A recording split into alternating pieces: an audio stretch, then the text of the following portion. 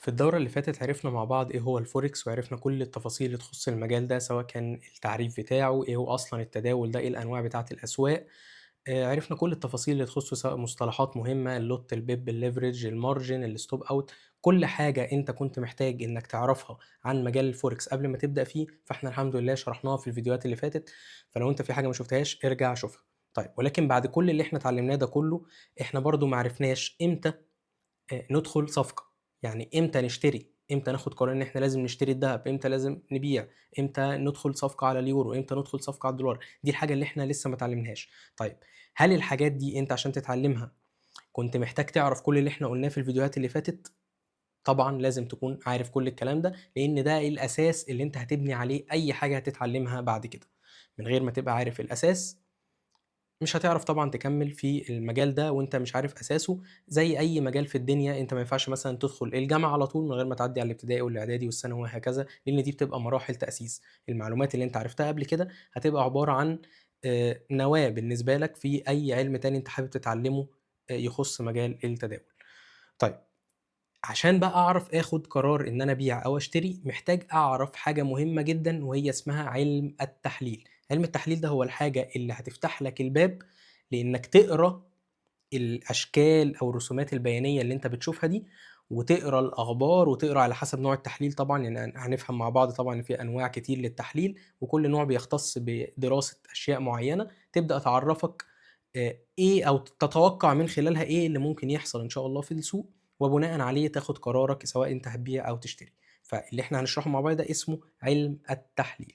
فده هيكون إن شاء الله محتوى الدورة بتاعتنا، مجموعة الفيديوهات أو الدروس اللي جاية هيكون كلها بتتكلم عن أنواع التحليل، وهنمسك نوع معين من أنواع التحليل هنتكلم فيه مع بعض ونشرحه إن شاء الله تفصيلًا، بحيث إن أنت تقدر تطلع منه فاهم وعارف كويس أوي إزاي بقى تبدأ تاخد صفقات في المجال ده بناءً عن علم، مش بناءً عن الحظ والفهلوة زي ما اتفقنا قبل كده. إن المجال ده زي ما فيه فلوس سهلة جدًا، هو برضه مجال سهل جدًا إن أنت تخسر فيه لو أنت داخل ومش فاهم. فلو أنت ما شُفتش الفيديوهات القديمة ودي أول تعامل ليك مع مجال الفوركس، فأنت محتاج قبل ما نكمّل لازم ترجع تشوف الدورة اللي فاتت. ولو أنت شُفت الدورة اللي فاتت فإن شاء الله تابع معانا كل الدروس اللي جاية عشان تاخد العلم كامل متكامل بإذن الله من حد آآ جرّبه قبلك، وهيلخّص عليك وقت كتير جدًا بدل ما تقعد تدوّر وتلِف حوالين نَفْسك وما تبقاش عارف تبدأ منين ولا تروح فين وتاخد من كل حتّة درس. إحنا هنعمل لك الدورة ورا بعض والدروس متسلسلة، كل درس بيسلِّم اللي بعده، بحيث إن شاء الله إن أنت تاخد الفايدة كاملة من نهاية الدورة دي. فيالّا بينا عشان ما نضيّعش وقت أكتر من كده، وبعد الintro هنبدأ مع بعض واحدة من أهم الدورات في علم التحليل في مجال التداول.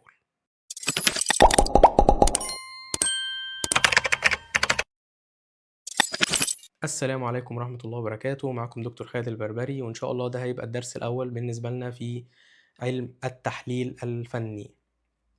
طيب إيه بقى التحليل الفني ده؟ أنت كنت بتقول التحليل من شوية، دلوقتي جاي بتقول التحليل الفني، ما هو ده الحاجة اللي إحنا هنتخصص جواها. أصل إحنا عندنا علوم تحليل كتير، فاللي إحنا هنهتم بيه حاليًا هو حاجة اسمها علم التحليل الفني. هنفهم طبعًا إيه هو التحليل الفني وهنعرف التعريف بتاعه، نعرف كل المصطلحات دي بالتفصيل. بس أنت خليك بس مركز معايا، اعمل كوباية القهوة بتاعتك أو الشاي ويالّا بينا نبدأ. بدايةً كده بس، هو إيه لازمة التحليل ده؟ هو من اسمه، أنت دلوقتي لمّا بتكون لا قدّر الله تعبان وبتروح للدكتور، فأنت بتوصف للدكتور أنت عندك إيه، لكن هل بيدّيك علاج بناءً على الوصف ده والّا بيطلب منّك تحاليل معيّنة تعملها عشان يقدر يتعرّف أكتر بالأدلة بقى على المرض اللي عندك ويدّيك العلاج المناسب ليه؟ بيطلب منّك تحاليل، صح؟ بناءً على الشكوى بتاعتك بتاخد أسامي التحاليل معيّنة وبتعملها، وبناءً على النتايج بيبدأ يدّيك علاج أو خطة بتمشي عليها. نفس القصة بالضبط بتحصل في مجال التداول. أنت دلوقتي قدّامك chart أو رسم بياني لأي عملةٍ ما أو للدهب مثلًا. الchart ده بيتحرك بطريقة معيّنة. أنا النهارده عشان أعرف إيه اللي ممكن يحصل الفترة الجاية، محتاج أحلل اللي حصل already أو اللي حصل خلال فترة معيّنة فاتت مع الوقت الحالي طبعًا، وبناءً على الأرقام أو المعطيات اللي هتطلع قدّامي، هابدأ أتوقع إيه اللي ممكن يحصل الفترة الجاية، وبناءً عليه أبدأ آخد قراري في البيع أو الشرا. أهو دراسة الجزء اللي فات ده أو دراسة الchart بطريقة معيّنة عشان تدّيني توقع للي هييجي، هو ده اللي إحنا بنسميه علم التحليل. تمام؟ ده كده بالنسبة لنا مفهوم علم التحليل. زي ما إحنا قُلنا إن مفهوم التحليل هو يعتبر التحليل ده من أهم الأدوات المساعدة لتوقُّع السلوك السعري، يعني عشان تقدر تتوقّع الحركة السعرية اللي هتحصل يعني في الفترة مثلًا اللي هنا إيه اللي هيحصل، فأنت بتبدأ تعمل إيه، بتعمل تحليل للجزء ده عشان تبدأ تعرف إيه اللي ممكن يحصل في الجزء اللي لسه هيحصل. طيب، فهو بيقول لك والله ده من أهم الأدوات المساعدة لتوقُّع السلوك السعري وتحرُّكاته في الفترة القادمة، ويُعَد هذا النوع من التحليل ناجح وفعّال. ليه بقى ناجح وفعّال؟ لإن هو أصبح مقبول ومستخدم بصورة كبيرة ويمكن الاعتماد عليه بشكل متواصل من المستثمرين فين؟ في الأسواق المالية. يعني مش أنا اللي اخترعت الكلام ده وجاي أقول لك مثلًا يالّا إحنا هنعمل شوية حاجات مع بعض تبدأ تعرف بيها إزاي هتبيع وإزاي تشتري، لأ، ده الكلام ده المستثمرين أجمعوا على إن هو فعلًا فعّال وبالتكرار بيبدأ إيه، فعلًا يدّي نتايج كويسة، وجربوه على مدار سنوات طويلة جدًا طبعًا، وبدأ يدّي نتايج وبيدّي فعلًا توقُّع مباشر للأسواق، أو بيدّي توقُّع صح للأسواق في الفترة المستقبلية، فبالتالي اعتمدوه خلاص إن دي واحدة من الطُرق اللي تقدر من خلالها تعمل إيه، تعمل prediction أو توقُّع للأسعار في الفترات المستقبلية. طيب، وطبعًا علم التحليل ده هو الركيزة الأساسية والقاعدة الأولى اللي تطوّر منها علوم التحليل كلّها. يعني التحليل اللي إحنا هنبدأ ناخده مع بعض دلوقتي هو واحد من الأساسات اللي اتبنى عليها كل علوم التحليل اللي أنت هتسمع عنها واللي إحنا هناخد عنها أمثلة إن شاء الله في المحاضرات دي. حلو جدًا.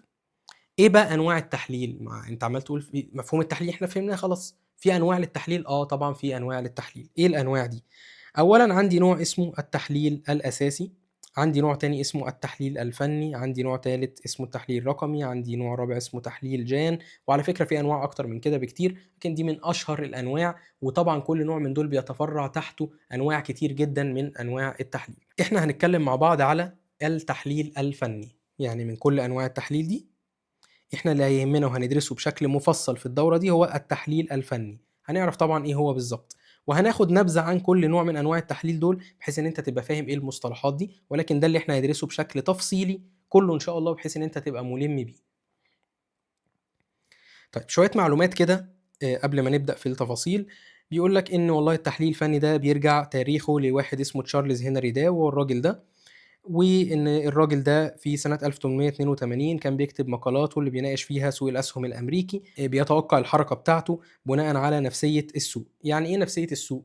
يعني بناءً على العامل النفسي بتاع المتداولين، تمام؟ بناءً على دراسة الحركة السعرية والعوامل النفسية للمتداولين بدأ يعمل إيه؟ بدأ يعمل حاجة اسمها علم التحليل، وعمل لنفسه نظرية اسمها نظرية داو، ودي اللي إحنا إن شاء الله هنشرحها مع بعض تفصيلًا في الدورة دي. طيب، الراجل ده خلاص توفاه الله 1902 الله يرحمه بقى، جه واحد بعده اسمه ويليام بيتر هامilton، اهتم بالأسلوب بتاعه وقعد يستكمل كتابة في الجريدة، وبيطبّق نفس الأدوات اللي هو كان بيستخدمها ده وطوّر عليها لحد ما وصلنا للمرحلة اللي إحنا موجودين فيها النهارده، اللي إحنا هندرسها إن شاء الله مع بعض. طيب، إحنا كان في قدّامنا حاجة اسمها تحليل أساسي، تحليل فني، تحليل جان، تحليل رقمي، عايزين نعرف بقى إيه كل واحد من دول. إيه هو التحليل الأساسي ده؟ التحليل الأساسي هو عبارة عن دراسة كل العوامل اللي بتأثّر على الأوضاع الاقتصادية للدولة، والأوضاع السياسية كمان، ولكن الاقتصادية هي بالنسبة لنا الحاجة الأهم. يعني إيه؟ يعني مثلًا القوة على العرض والطلب بتاع العملة بتاعة مكان بلد معيّنة، ده طبعًا بيتم من خلال قياس إيه، أرقام معيّنة بتطلع كده بشكل دوري في كل دول العالم، زي حالة النمو الاقتصادي، التضخم، معدلات الفايدة، القدرة الصناعية والخدمية، سوق العمل، معدلات البطالة، الاستقرار السياسي للدولة. في الفترة اللي إحنا فيها طبعًا أنت أكيد سمعت كتير عن المصطلحات دي، زي مثلًا البنك الفيدرالي علّى الفايدة، البنك خفّض الفايدة، ده في حرب، ده في كذا، ده في كذا، كل الكلام ده يندرج تحت مفهوم علم التحليل الأساسي. يعني علم التحليل الأساسي بالبلدي كده هو علم الأخبار، يعني إحنا ممكن نكتب كده التحليل الأساسي هو تحليل الأخبار الاقتصادية والسياسية لدولة معينة. ليه؟ لإن الأرقام بتاعة التحليل ده أو sorry بتاعة الأخبار دي بتأثّر بشكل مباشر على العرض والطلب على العملة المعيّنة، وبالتالي هتأثّر طبعًا على حركة العملة دي سواء بالزيادة أو بالنقصان. وادّينا أمثلة على فكرة وإحنا بنشرح قبل كده على الموضوع ده، بس خلّينا ناخد مثال سريع مثلًا. لو افترضنا إن في بلد معيّنة ولنفترض أمريكا مثلًا رفعت الفايدة، طيب إيه بقى رفع الفايدة ده؟ رفع الفايدة هو إن الناس اللي بتحط فلوس في البنك، البنك يدّيها عليها فايدة أكبر من اللي كانت موجودة، يعني مثلًا لو بيدّي فايدة say 10% خلّاها 12% فبقت كده أكتر، تمام، ده كده اسمه رفع الفايدة، حلو جدًا. رفع الفايدة ده هيأثّر إزاي؟ أنا كواحد مثلًا مش باعمل مشاريع وبتاع وعندي فلوس، هاريّح دماغي أقول والله طَب أنا إيه اللي يدخّلني مشروع وأوجع دماغي، طَب ما أنا أروح أحُط الفلوس دي في البنك وآخر السنة آخُد 12% بدل مخاطرة الشغل أو الbusiness اللي أنا هافتحه ممكن أخسر وممكن، وفي ناس كتير بتعمل كده كتير جدًا، فراح حَط فلوسه في البنك، تمام. هو دلوقتي عشان يجيب فلوس مثلًا هو عنده أصول أو عنده عقار أو عنده دهب، بيعمل إيه؟ بيبدأ يبيع الحاجة دي ويدوّر على دولار، صح كده؟ إذًا العملة لمّا تروح للبنك كتير هيبقى عليها إيه؟ هيبقى عليها طلب كبير، يعني الناس هتطلب العملة دي تجمّعها تجيبها تشتريها عشان تروح توديعها فين؟ في البنك. إذًا لمّا يبقى في طلب كتير على العملة، العملة سعرها يبدأ يحصل فيه إيه؟ يبدأ يرتفع. لمّا ييجي عندي مثلًا رقم رفع الفايدة أو الفايدة رفعت يعني في رقم بتاعها زاد، فبالتالي أنا أبدأ أفهم إن العملة دي الفترة الجاية هتبدأ يحصل فيها إيه؟ يحصل فيها زيادة تدريجية في السعر، تمام؟ ده تأثير التحليل الأساسي على العملة. وبالمثل طبعًا لو مثلًا قُلنا إن في بلد داخلة حرب، فبالبديهيات كده بتلاقي عملتها بدأت تنخفض، ليه؟ لإن هي في عدم استقرار، في عدم أمان، الناس بتبدأ تتخلّص من العملة دي وتروح تشتري أصول أو تشتري دهب عشان تحافظ على قيمتها وهكذا. وطبعًا إحنا كلنا عايشين في هذه الأوضاع دلوقتي وشُفنا أمثلة كتير جدًا على الكلام ده. فالتحليل الأساسي هو دراسة كل ما يخُص العوامل أو الأخبار الاقتصادية لدولة معيّنة عشان أنت تتداول على العملة بتاعتها، تمام؟ حلو جدًا. طيب تحليل جان، والله جان ده هو عالم راجل اسمه ويليام ديلبرت جان، هو كان تاجر بالأسواق المالية، بدأ تجارته في أحد مكاتب المضاربة، ده الكلام ده من سنين السنين يعني، ما كانش في بقى أصلًا الأسواق بتاعتنا ولا موبايل ولا نت ولا الكلام ده، كانوا بيرسموا الشارتات باليدوي كده، بياخدوا السعر ويقعدوا ينقّطوا ويرسموا مكانه خطوط، ماشي، الكلام ده زمان طبعًا. هو لاحظ حاجة مهمة، لاحظ إن اللي بيحكم عملية تحرُّك الأسواق وتغيُّر اتجاهها هو قانون، القانون ده هو أطلق عليه حاجة اسمها قانون الاهتزاز، ماشي، هو القانون كُلّه كان مبني على عوامل رياضية أو أرقام، حاجات رياضية يعني.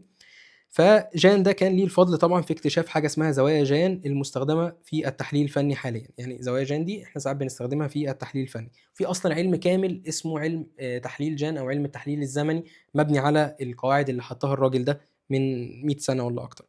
ماشي.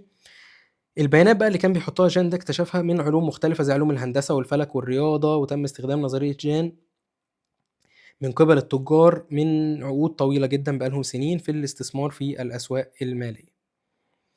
طيب اللي حصل بقى إن بعد تغيُّر الأسواق وظهور الأسواق الحديثة زي سوق الفوركس، طبعًا بقى في تحديثات وتعديلات للدراسات اللي عملها جان، ولكن فضل الجوهر بتاع النظرية بتاعته هو الأساسي المستخدم في نظريات كتير موجودة حاليًا وبتستخدم حتى الآن في بعض أنواع علوم التحليل، تمام؟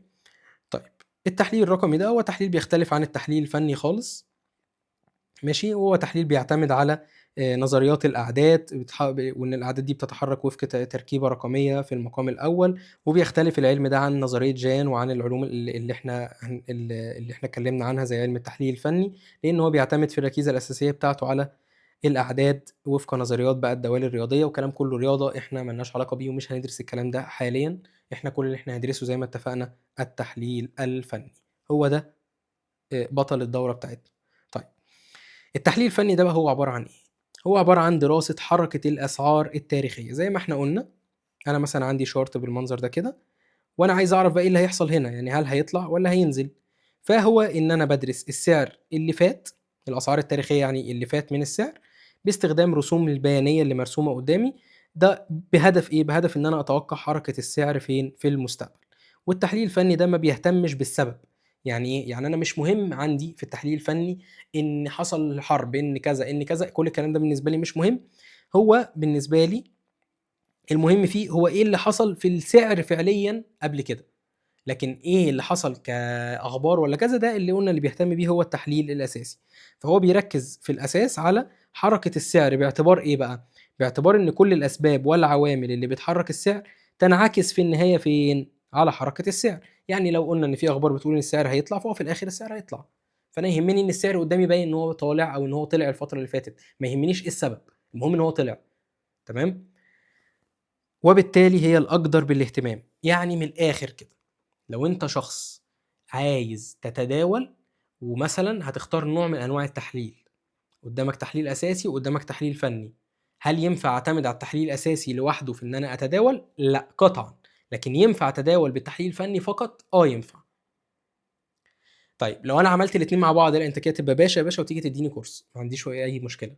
يعني هو طبعًا إن أنت تmix بقى الاتنين مع بعض وتبقى فاهم أكتر، ده طبعًا الأفضل وده الصح، وإن شاء الله هنبدأ ناخد أصلًا مع بعض دورة في التحليل الأساسي بعد كده، وهنعرف كل التفاصيل دي، ولكن الأساس هو التحليل الإيه، الفني، هو ده الجزء الأساسي لعملية فهمك للأسواق.